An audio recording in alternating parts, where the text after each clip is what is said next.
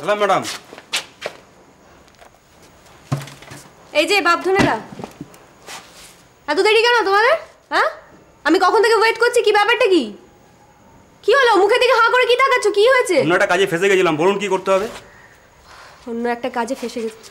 যাও যাও যাও, টাইম ওয়েস্ট করো না। ভেতরে দেখো প্রচুর মালপত্র আছে, ওগুলো সব বার করে রাস্তা ফেলে দাও। যাও চলো। এই দাঁড়াও দাঁড়াও দাঁড়াও, এটা তুমি কি বললে রুমি? ঘরের জিনিসপত্র রাস্তায় ফেলে দেবে মানে? না না, মানেটা খুব পরিষ্কার। মানেটা হলো আপনারা আজ থেকে ফালতু আইটেম হয়ে গেছেন, তাই আপনাদেরকে মা বলেছে বাড়ির বাইরে বার করতে। ফালতু আইটেম কাকে বললি রে? হ্যাঁ, তোদের বললাম। আমাদেরকে তোর ফালতু আইটেম মনে হয়? চোখের মাথা খেয়েছে। আবার বল, রিপিট কর রিপিট কর রিপিট কর। না না, এটা অনেকবারই রিপিট করা যায়। এটা একবার কেন 100 বার রিপিট করা যায় যে তোরা হচ্ছিস ফালতু আইটেম, তোদেরকে এক্ষুনি বাড়ি থেকে বার করে দেওয়া উচিত, বুঝলি? ওরে মোটা রে, হাত না অন্য হাতে ধরিয়ে দেবো রে। পরে ছেড়ে দে, মারিস না, পারিস না, ছেড়ে দে। ছাড়বো কি? মেরে হাড় গোড় ভেঙে পার্সেল করে শিলিগুড়ি পাঠিয়ে দেবো। ছেড়ে দে না। কি হচ্ছে কি? ছেড়ে দে মা। কোথাকার গুন্ডা এনেছি কি জানে? এই হাঁ করে কি দেখছো? এই মেয়েটা আমাকে মারছে, তোমরা মারতে পারছো না? যা ওখানে দাঁড়া। পরে ওরা গুন্ডা, ওদের সঙ্গে পারবি না তুই। আরে আমি গুন্ডার বাপ, আমি মারি একদিন, ব্যথাটাকে 365 দিন। শোন না, পড়ি পড়ি পড়ি শোন পড়ি শোন। এই আয় আয় পড়ি মারবি শালা আমাকে। কি হচ্ছে কি? বাবা কি হচ্ছে? এরা কারা? বাবা রীতা পিসি গুন্ডাদের ভাড়া করে নিয়ে এসেছে বাড়ির জিনিসপত্র বাইরে ফেলে দেওয়ার জন্য। সে কি বাড়ি জিনিস বাইরে ফেলবে কেন? যা যা বাড়ি যা যা। বাবা বাবা কথা বলবে না, ঘরে যাও। কিন্তু ঘরে যাও।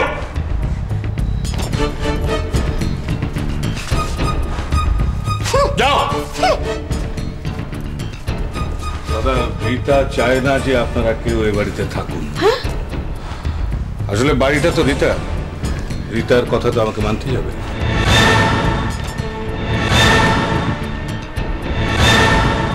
শিলিগুড়ির কথা মানতে হবে। শিলিগুড়ি শালি আমায় বলবে আর আমরা বাড়ি ছেড়ে চলে যাব। হ্যাঁ, কোথায় ওকে ডাক।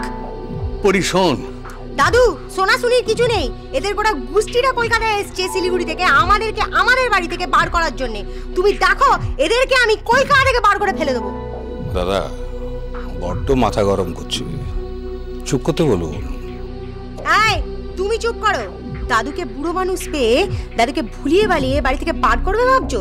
এ পড়ি থাকতে না তোমাদের কোনো সুখ টিকবে না। তোমাদের এই সুখের কাঁটাতে আমি নুড়ো ঝেলে দেবো, দেখে নিও। দাদা, বাড়াবাড়ি করছে, কিছু বলুন। দাদু কি বলবে? হ্যাঁ, যা বলবো আমি বলবো। তোদের বহুত বাড়াবাড়ি আমি দেখেছি। চলো, ডান্ডা মেরে তোমাদের বাড়ির বাইরে আমি বার করবো। চলো।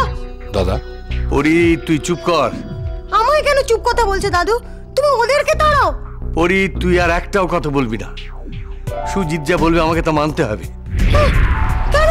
ও যা বলবে তুমি কেন মানবে দাদু? তর্ক করিস না, তুই যা এখান থেকে। দাদু, দাদুকে যদি সত্যি ভালোবাসিস, যদি সত্যি দাদুকে শান্তি দিতে চাস, তাহলে চলে যা এখান থেকে। পরি তো ঠিক কথাই বলছে। ঠিক বেঠিক আমি বুঝবো, তুমি তোমার মেয়েকে নিয়ে এখান থেকে যাও।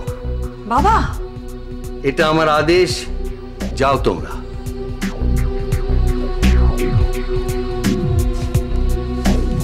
চল পরি। সুজিত, আমি জানতাম আপনি ওদের থামাবেন। সুজিত, আমি তো মুখ বন্ধ রেখেছি, তবে কেন তুমি আমার পরিবারের মাথার উপর থেকে ছাদটা কেড়ে নিচ্ছ? দেখুন, রীতা চাইছে না, আমি কি করব বলুন? ওকে বোঝাও তুমি। একদিন তো ওকে আমি অসহায় অবস্থায় আশ্রয় দিয়েছিলাম, সেই কথা মনে রেখে ও যেন আমাকে আশ্রয়হীন না করে।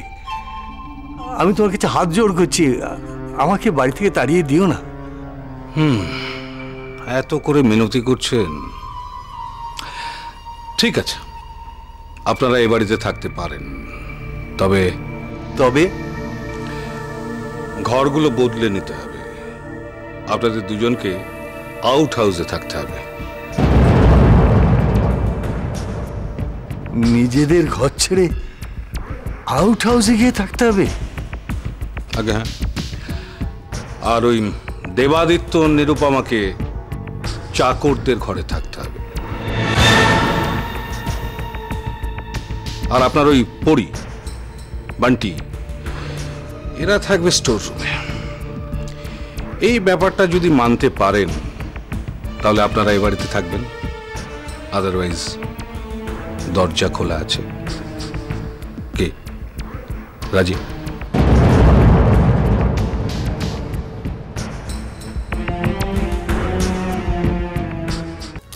বাবা এসব কি হচ্ছে বলো তো? ওই লোকটা কথা দাদু কেন মেনে নিচ্ছে?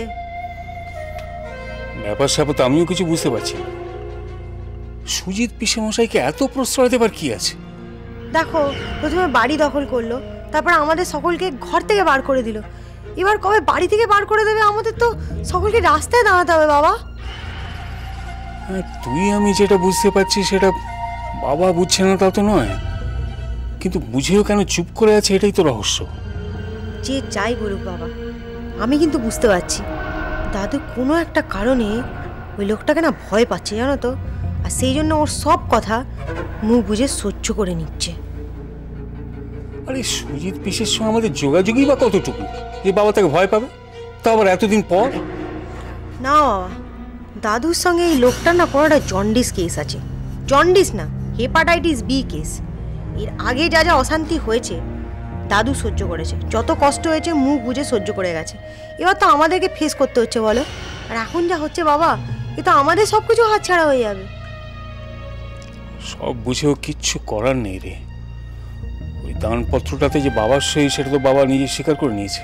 ভাবো বাবা, দাদুর বাড়ি থেকে দাদুকে আউট হাউসে পাঠিয়ে দিয়েছে। বাবার পক্ষে ওই আউট হাউসে থাকা সম্ভব? এই সব অরাজকতা সহ্য করতে হচ্ছে শুধু বাবার মুখ চেয়ে। মিস্টার চৌধুরীর বিরুদ্ধে আমার আর কোনো অভিযোগই নেই। দেখুন, যে সম্পর্কের জোরে আমি ওনাকে দোষী করছিলাম সেই সম্পর্কটা তো আমার ভাবনার মধ্যেই ছিল না। আর তাছাড়া এটাও তো ঠিক, মিস্টার চৌধুরীর জন্যই আমি নির্দোষ প্রমাণিত হয়েছি। শতরূপা, বিষটা যে আপনি খাওয়াননি এ ব্যাপারে কোনো সন্দেহ নেই, সেটা তো প্রমাণিত হয়েই গেছে। কিন্তু এটা তো ঠিক যে মিস্টার চৌধুরীর স্টামাকে বিষ পাওয়া গেছে। এটা কি করে সম্ভব হলো? আপনার কি মনে হয় তাহলে কি উনি মানে নিজে থেকেই বিষটা খেয়েছিলেন? না না না, সেটা আমার মনে হয় না একেবারে। কারণ মিস্টার চৌধুরীর আত্মহত্যা করার কোনো কারণই নেই। তাহলে তো জানা দরকার যে ঘটনাটার পেছনে কে আছে। একদিন না একদিন সেটা তো প্রকাশ পাবেই। তবে অপূর্ববাবু, একটা ব্যাপার কি জানেন, নতুন করে পরিচয়হীন হয়ে আবার সব কিছু হারিয়ে মিস্টার চৌধুরী যে সুস্থ হয়ে উঠেছেন, এটাই আমার কাছে সবচেয়ে বড় পাওনা। শতরূপা, আপনার দুঃখটা আমি ফিল করতে পারছি, কিন্তু আমি যে ঠিক কি বলে আপনাকে... না না, আমাকে সান্ত্বনা দেবেন না প্লিজ। হ্যাঁ, সেটা আমি পছন্দও করি না। কি জানেন, যে এতদিন ধরে দাঁতে দাঁত চেপে যে জেদের ওপর ভর করে আমি আমার পরিচয়টা জানার চেষ্টা করেছিলাম, সেটা যে এই পরিণতি হবে তা আমি কিন্তু স্বপ্নেও ভাবতে পারিনি। কি জানেন, মিস্টার চৌধুরী যখন বারবার আমাকে অস্বীকার করছিলেন, আমার পরিচয়কে অস্বীকার করছিলেন, তখন কিরকম একটা অদ্ভুত জেদ চেপে গেছিল। ভেবেছিলাম এই খেলাতে এই অপমানের শেষ দেখে আমি ছাড়ব। বুঝতে পারছি আপনার মনের অবস্থাটা। শতরূপা, বাই দ্য ওয়ে, আপনি চৌধুরী বাড়িতে থাকবেন তো? না না, চৌধুরী পরিবার থেকে আমি চলে যাব। কোন পরিচয় বা ওখানে থাকবো বলুন? এখান থেকে আমি চলে যাব। কি বলছেন আপনি? আপনার মা অসুস্থ, একজন অসুস্থ মানুষকে নিয়ে আপনি কোথায় ঘুরে বেড়াবেন? জানি না মিস্টার মিত্র, তবে এত বড় একটা পৃথিবীতে আমার আর আমার মায়ের থাকার জায়গাটা নিশ্চয়ই একটা কোথাও পেয়ে যাব। শতরূপা, একটা সময় আপনি আমাকে এখান থেকে চলে যেতে বারণ করেছিলেন, আজকে আমি আপনাকে বলছি, প্লিজ যাবেন না। আপনার খোঁজা তো শেষ। একটা দিশাহীন নৌকার মতো কেন এদিক ওদিক ঘুরে বেড়াবেন? এবার বোধহয় নোংর ফেলার সময় হয়েছে।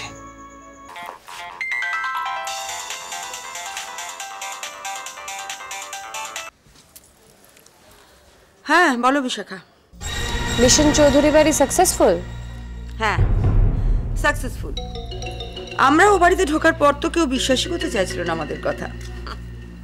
আসলে দাদা নার্সিংহোম থেকে ফিরেছে বলে সবাই খুব আনন্দেই ছিল। তারপরে আমাদের দেখে তো একেবারে চক্ষু চড়ক গাছ। তারপর চুপচাপ মেনে নিল? প্রতিবাদ করলো না কেউ? তাই কখনো হয় বিশাখা? আরে পরি তো প্রথমে আমার ছেলে মেয়েদের তাড়িয়ে দিচ্ছিল, তারপর সুজিত এসে দানপত্রটা দেখাতে সবাই একেবারে ফুটো বেলুনের মতো চুপসে গেল। সবার কথা ছাড়ুন, পরি কি বললো? পরি তো এখনো বিশ্বাস করতে চাইছে না। সে বলছে যে দাদা সইটা নাকি জাল। ছাড়ুন ছাড়ুন, ওর কথা ছাড়ুন। ওকে তো আমি বোঝাবো কত ধানে কত চাল। জাগে বাড়ির কর্তা আদিত্য নারায়ণ চৌধুরী কি বলছেন তিনি? তিনি আর কি বলবেন? তিনি তো নিজে জানেন যে সইটা তিনি করেছেন। এখন সবাই চেপে ধরাতে তিনি একেবারে স্পিকটি নট। আমরা খুব শিগগিরই আসছি, তারপরে শুরু হবে আসল হিসেবের খেলা। প্রত্যেকের জন্য আলাদা আলাদা পাতা লিখেছি, সুদে আসলে মিটিয়ে নেব পুরোটা। তৈরি থাকবেন। রাখছি।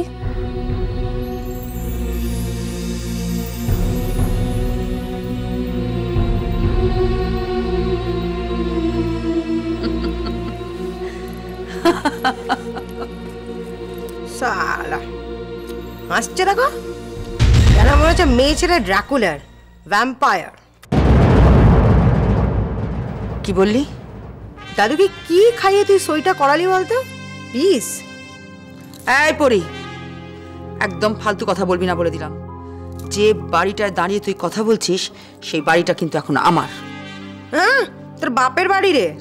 হ্যাঁ চৌধুরী বাড়ি জানা একেবারে মুড়ির মোয়া। যখন যে চাইছে তার হাতে চলে যাচ্ছে।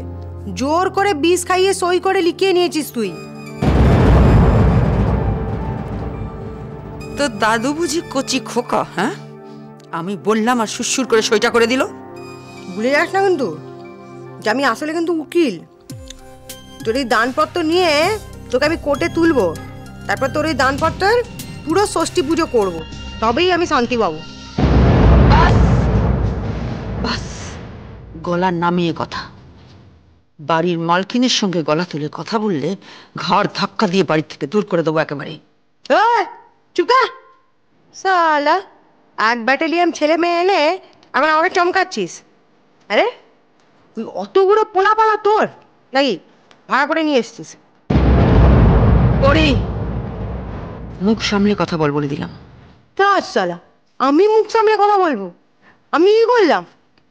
আগের বার নিয়ে এলি দুটো মেয়ে, এবারে নিয়ে এলি দুটো মেয়ের সঙ্গে আবার একটা এই নেশা খোয়ার গুণ করে এসব একটা ছেলে। তো কোনটা তোর আসল আর কোনটা তোর নকল সেটা জানা দরকার নেই? বড্ড বার বেড়েছে না? দাঁড়া, তোর মজা আমি দেখাচ্ছি এবার। আরে এত খোঁচে যাচ্ছিস কেন বলতো? আমি খুব ভালো করে জানি তোকে হাড়ে হাড়ে মজ্জায় মজ্জায় চিনি। তুই বহুত জানি মাল।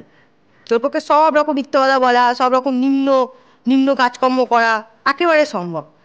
তো একটা জিনিস ভালো করে জেনে রাখ, এবারে কিন্তু তোকে আর তোর ওই অতগুলো ছেলে মেয়ে আর তোর ওই স্বামী সব কটাই কিন্তু আমি জেলে ঢোকাবো, তবেই কিন্তু আমি শান্তি পাবো। যে কথাটা আমি বললাম সেটা করে ভালো করে মাথায় ঢুকিয়ে নে। মোটা মোটা তো